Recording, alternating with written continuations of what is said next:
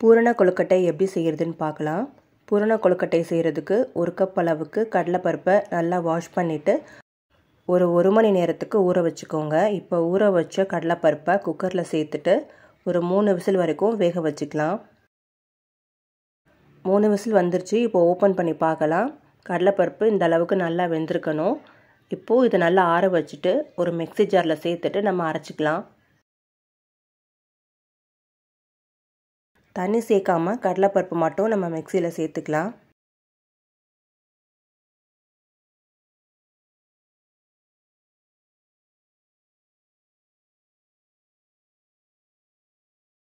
பாருங்கள், இந்த அளவுக்கு அரைச்சிக்கோங்க.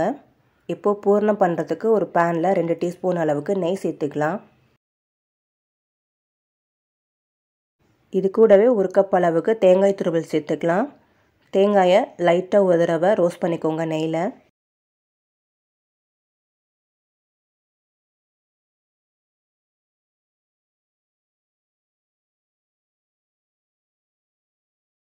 இது கூடவே நம்ம அரைச்சி வச்சுருக்கிற கடலைப்பருப்பையும் சேர்த்துக்கலாம்.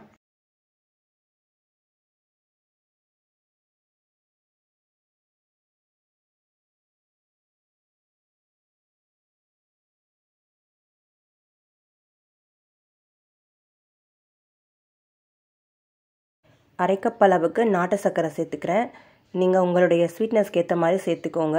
இதுக்கு பதிலாக வெல்லத்தையும் பாகாக கரைச்சிட்டு நம்ம சேர்த்துக்கலாம். நாட்டு சர்க்கரை கரைஞ்சி திக்கான ஒரு பதத்துக்கு வந்துடும்.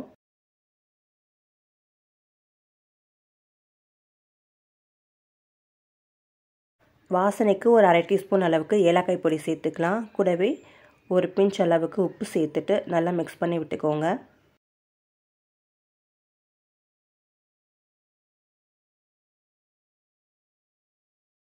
பூரணம் ரெடி ஆயிருச்சு. இப்போ இது ஒரு பக்கம் இருக்கட்டும். இப்போ கொழுக்கட்டை செய்கிறதுக்கு நம்ம மாவு ரெடி பண்ணிக்கலாம். கொழுக்கட்டை செய்கிறதுக்கு வறுத்த அரிசி மாவு சேர்த்துக்கோங்க.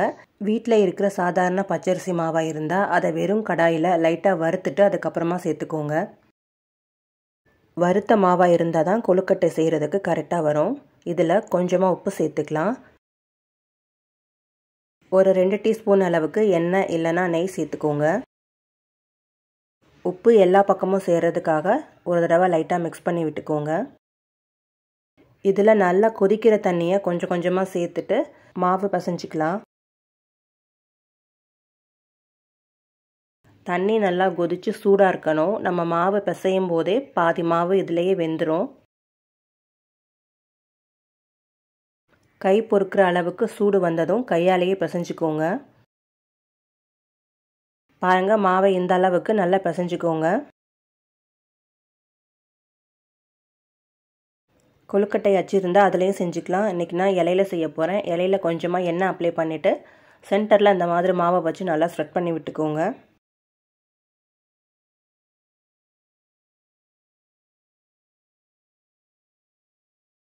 நம்ம ரெடி பண்ணி வச்சுருக்கிற பூரணத்தை சென்டரில் வச்சுட்டு இப்போ ஃபோல்டு பண்ணிக்கலாம். ஓரத்தை எல்லாம் நல்லா ஒன்றா ஒட்டி விட்டுருங்க.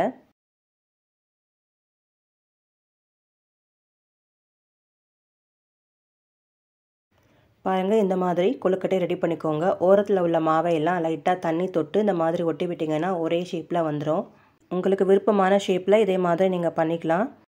ரெடி பண்ண கொழுக்கட்டைகளை ஆவியில் ஒரு 10 நிமிஷத்துக்கு வேக வச்சு எடுத்துக்கோங்க. அவ்வளோதான், பூரண கொழுக்கட்டை தயாராகிடுச்சு. இதே மாதிரி நீங்களும் செஞ்சு பாருங்கள்.